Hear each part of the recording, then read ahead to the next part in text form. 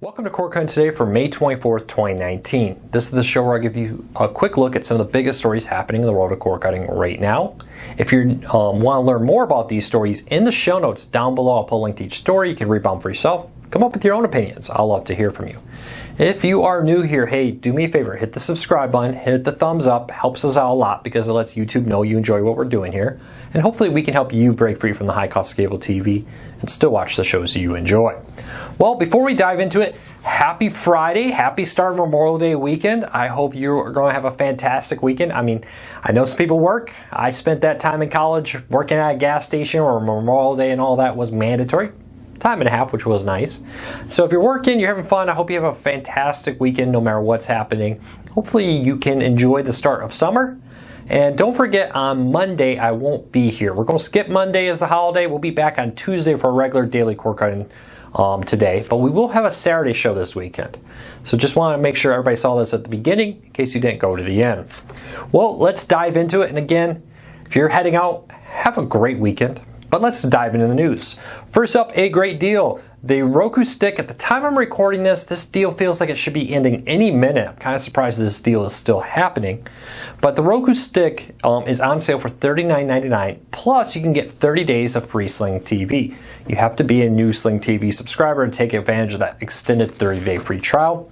But this is a really great, powerful streaming player. If you're not, 4K is not an issue. You can get the Roku Stick Plus, but the Roku Stick for $39.99 is an excellent price for a very powerful streaming player.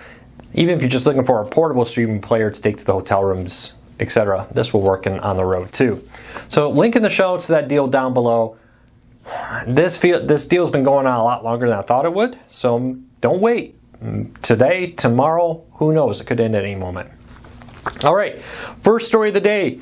We have for some time wondered where PlayStation Vue and YouTube TV and all these services kind of sat at the moment. Now, many live TV services don't give updates in their subscriber numbers. Hulu CEO kind of hinted that they don't intend to give broken out subscriber numbers between live TV and on demand anymore. They did that. They kind of stopped doing that. But according to eMarketer, we're getting a look at the current situation. And it's very much in line with where we thought it was. Of course, as we suspected, about 2.4 million subscribers for Sling TV.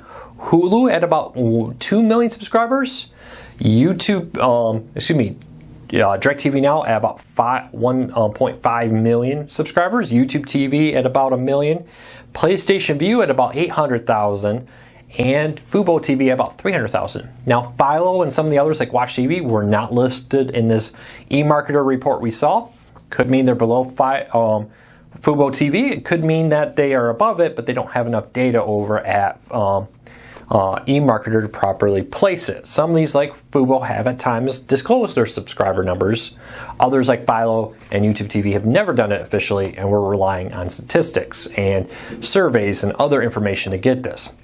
We have had some data points along the way, though. Discovery CEO, was it last year? It was a little while ago. Did give us a hint at the time that YouTube or PlayStation Vue was around 600,000 subscribers. Now they're up to 800,000, which is a good move. Not as big as we expected them to make, but it is an indicator of where the current market is. Now, the interesting thing about this is that puts roughly about 8 million subscribers to streaming services like Sling TV, DIRECTV NOW, etc. But there's about 35 million cord cutters. Again, it points to the vast majority of cord cutters are not subscribers of these services. And with the way cord cutting is growing right now, it is very possible that these numbers will look very different next year. Really, with how close everybody is, it's entirely possible that this entire leadership board could flip in the next year. Of course, Hulu has been coming on extremely strong recently. YouTube TV, I actually expected them to be higher than 1 million, but it's well within the realm of possibilities there that they are at 1 million. My question to you is, do you agree with this list? Do you think that Sling TV, Hulu are the two best services out there? Or do you think, one thing I've often argued, PlayStation Vue's name is hurting them? If they had a different name like Vue TV or just Sony Vue maybe, that they would be at over 1 million, maybe 1.5, maybe 2 million, maybe competing up there to be the largest live TV streaming service. So I'd love to know what you think of this list. What do you think is holding some back? What do you think about Hulu's rapid growth? I'd love to hear from you. I'd love to know what you think. The only thing we've heard from Hulu's CEO is that their growth, they've significantly grown from the time they reported 1 million live TV subscribers. So leave us a comment, let me know. All right, Plex. If you use Plex, it's a media center that allows you access to your content on multiple devices. It's also a really good DVR. If you have a USB tuner that you connect to your TV or to your computer, you can use Plex as a DVR software. It also has add-ons for a ton of news and other content out there. Well, they've announced an iOS and Apple TV update with stuff like split screen, improved audio controls, and more, now available on Apple TV and iOS. So if you use Plex, make sure to go update your Plex client and check that out. If you do use Plex, leave us a comment down below. Let us know what you think of it. I'd love to hear from you. All right, next story up. This is something we've heard a lot of news or TV stations talking about, but now one is finally doing it. STARZ just released the full season 2 of Vida. V-I-D-A. I confess I've not seen the show, so I'm probably butchering that. My apologies to everybody on that great staff over there. But they just released the second season of the show with as one big binge mode is what they're calling it. So instead of doing the weekly release like STARZ typically does for original programming, like HBO and all the others, they just said, here's the entire second season, binge away. Our sources have told us this is a test to see how well it does over here with the binge watch mode, that they will now allow you to go in there and watch it all at once. If it does well, look for more people to do this in the future at STARZ. And if STARZ moves to a binge watching mode, maybe Showtime or others will feel pressure to do the same. My question to you is, do you enjoy the binge watch mode or the weekly drop mode better? Leave us a comment, let me know. But if you are a STARZ subscriber, check it out. It dropped just this week, the entire show for at one time. All right, next story up. A lot of news today, a lot of news. The FCC has started to accept, or will start to accept, ATSC 3.0 next-gen over-the-air TV applications next week. So ATSC 3.0 is the next generation of over-the-air TV. It brings things like better reception, 4K over-the-air content, and more to your TV. Now it does have things like on-demand, better weather alerts, better emergency notifications, period. A couple cool features you will, like when the TVs eventually build these tuners in, one of the cool things is you will be able to use it like a weather radio. If you so choose to enable it, like you have a TV in your bedroom, when they set up the emergency weather alert through the over-the-air TV, you can request it to turn on your TV and start broadcasting the alert. So if you live in Tornado Alley like this week, it would be one more option to be like, hey, in case of like a weather radio, in case of a tornado warning, turn your TV on and start playing the message. So there's a lot of cool things. They also support things like on demand and more. I've actually seen a demo of this working over a year ago now at CES last year, or was it NAB last year? It was really impressive, a very cool set of technology. Well, now the FCC is going to allow TV stations to apply to transition over to the 3.0 standard. Now, they will have to continue to broadcast for 5 more years in the current 1.0 standard, which your TV has now.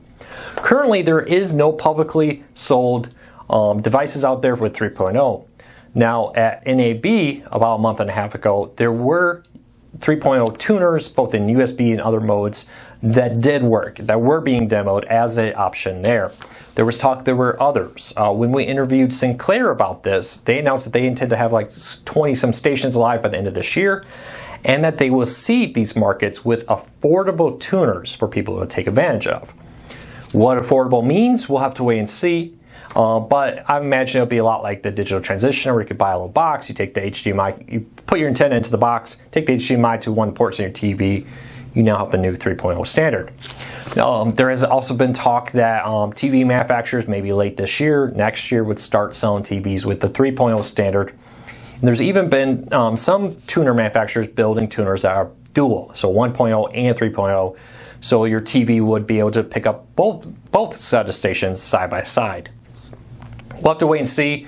Now there's a whole notification period. So just because they're applying, they have to wait for the FCC approval for this, and then they have to go forward and start saying, hey, we on X day, we will be transitioning to 3.0. The 1.0 signal will still be here, but you'll need to rescan on this date to keep it, and more. And from the sounds of it, what happens with a lot of the 1.0, 3.0 mergers is, for instance, if Sinclair talked about in markets where they have 2 TV stations, one of them would stay in the 1.0, and the main transmitter will move over to the 1.0. So it'll be shared, like NBC and ABC maybe would be on the same one, where it'd be like one would be 1, one would be 2.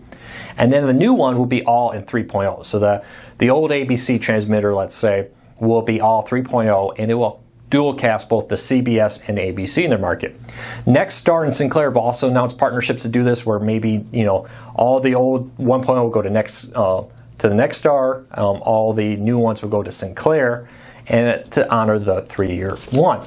Now the great thing about a 5-year rule, the great thing about 3.0 is it can have a lot more sub-channels. The way Sinclair explained it, if they could have 1 or 2 HD channels, now they could have 4 or 5 HD channels. If they had 3 or 4 SD channels, maybe they could have as many 20 SD channels. So you actually have a lot more content there. Sinclair has talked about the fact that they intend to they have access to this huge catalog of back content that they're just not doing anything with. It doesn't cost them a lot of money to curate it, put some ads against it, broadcast it for free over there on these new digital sub-channels. We've seen Sinclair move heavily into them with Comet and Charge and Stadium and more. So it's very reasonable to expect that more of this content will continue to roll out in the weeks and months to come. We'll be watching this very closely. The application process starts next week. It will take a while for the application process to go through. Once they announce which stations are first approved to go to 3.0, then the notification window starts. So I'm not sure how it is. It's a few months at least where they have to say, hey, we're moving on this date at this time to a new frequency. You will need to retune. If you want to take advantage of the new 3.0, you have to buy a hardware. And they say they intend to sell these hardware pieces in the new market. So fingers crossed, we'll hear some news soon and we'll be covering it fully. So are you excited about 3.0? I know it's a lot to digest. It's a lot of information. Let me know what you think of it though. Last story of the day. There's been a lot of talk about Roku and Amazon. And Amazon has recently come out. They've really been touting the fact that they have more active accounts than Roku does. Roku is reporting about 29.1 million active accounts. Amazon says 34 million. Now, there could be a little time difference here. Roku reported that at the end of the first quarter. Amazon didn't say when that was. They announced it last week at the pay TV show that they have 34 million. Was that 34 million like last week? Does that give them an extra couple months to get accounts? We don't know. Roku traditionally has been dominant in the world of over-the-air TV or of set-top boxes and all that. Now they, by all accounts, their sales are continuing to grow. They're very steady. They're actually making a lot of money off of ads and subscriptions through the players. Amazon's been coming on very hot and heavy. You've probably seen a lot of big discounts recently. Of course, Amazon has the partnership with Best Buy, of course, Whole Foods, and Amazon.com is a juggernaut right there that you can't even discount there at all. So it seems like there is a battle here. Now, Roku is continuing to see growth, but their market share seems to slow down. Amazon has been going up higher, and I think they've been eating a lot from Google Android TV and the Apple TV there, a little bit more so than Roku has. Be very interesting. But according to TDG, while Roku dominates the set-top box market, Amazon dominates the stick market. Overall, though, when you consider all Americans with home internet, now this isn't cord cutters, this isn't anything, these are people with home internet, 21% use a Roku and 23% use a Fire TV. According to TDG, the research group, statistically that is a tie. I'll put a link in the show notes down below to the full story. You can see where Android TV breaks out, where the Apple TV breaks out. It's surprisingly far behind. But I'd love to hear what you think of all this news. Does this line up with what you think? Which is the best streaming player? Is it Roku? Is it the Fire TV? Android TV? Apple TV? Leave me a comment. I'd love to hear from you. Is it the old Boxy Box? Anybody remember the old Boxy Box streaming player? One of the earlier competitors there that didn't go far? I'd love to hear from you what you think about this. But very, very interesting. Really, the market's wide open. There's no reason why Roku won't be the dominant. There's no reason why Amazon won't be the dominant. I really think if Apple comes up with a cheaper option, that would help them a lot. Android TV is definitely getting new focus. Are they going to come back and be a major player here again? Outside of the pay TV, I know with cable boxes they're becoming very popular, but I'm talking about in the general cord cutter home, average people just going to the store and buying one. I'd love to know what you think of this. Leave me a comment, let me know, and let me know about all the stories today. Well, that's it for today. Sorry about the podcast not being yesterday. Jess had some storms, did not have power or internet for most of the day, so we moved it to today. So check out later today for the cord cutting on This Week podcast. I hope everybody has a great week. Be safe. I will see you next week. Take care, everybody.